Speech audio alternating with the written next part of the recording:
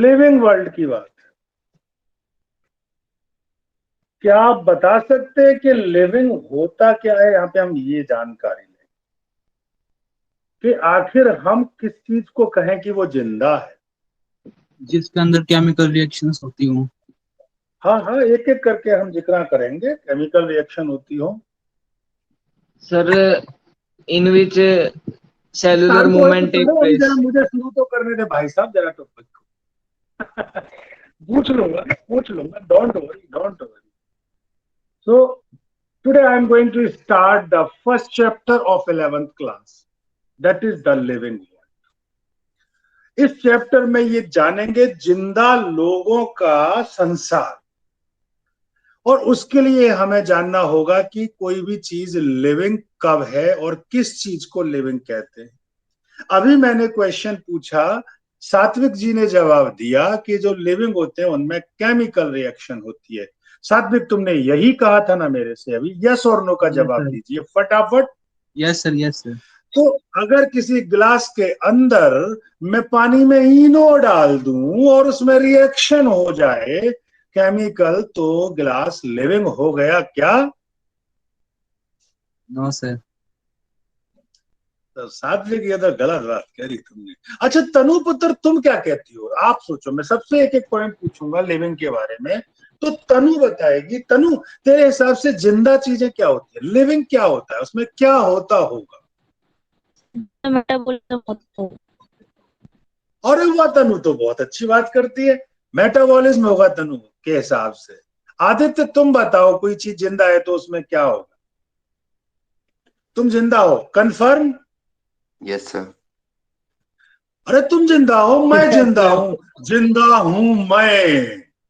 ठीक है, मूवी तक बन गई थी इस बात पे, जिंदा हूं मैं। अरे है तो क्या करें भाई, हम तो देखें फालतू में 10-50 गैसेस, रुपए। तो जो गैसेस है वो हम इनहेल करते हैं, एक्सहेल करते हैं।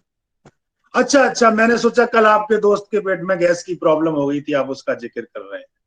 तो जो गैसेस हम इनहेल और एक्सहेल करते हैं, इस वजह से जिंदा है।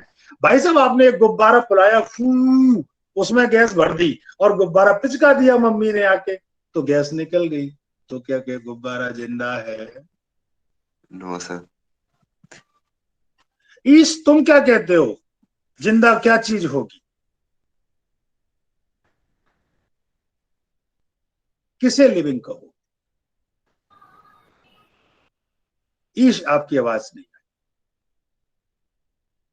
नैन्सी, आप किसे कहोगी? गलत जवाब दे सकते हो, मुझे कोई आपत्ति नहीं है। सर, जो सांस ले सकते हैं और जो रिप्रोड्यूस कर सकते हैं। जो बच्चे दे सकते हो वो जिंदा है, नैन्सी जी ये कहना चाह रही हैं।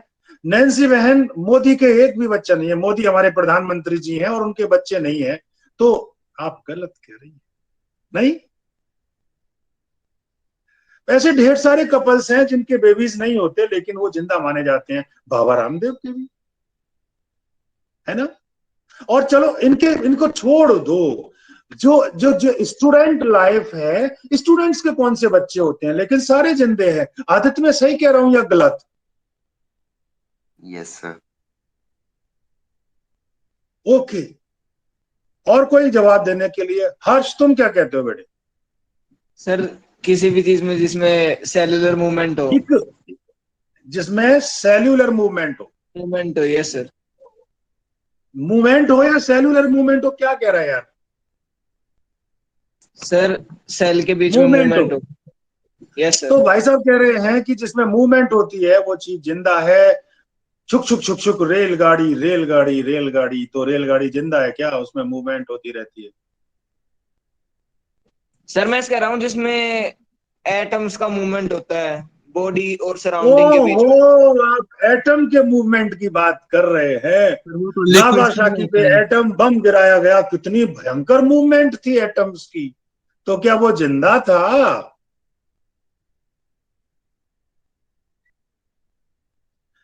तनु, मुझे तुम्हारी कुछ कुछ बात ठीक लगी है। आज मैं अब यही डिस्कस करने जा रहा हूं कि इतनी सारी बात कह रहे हैं और हम हर चीज को मना करते जा रहे हैं, तो फिर आखिर जिंदा क्या है?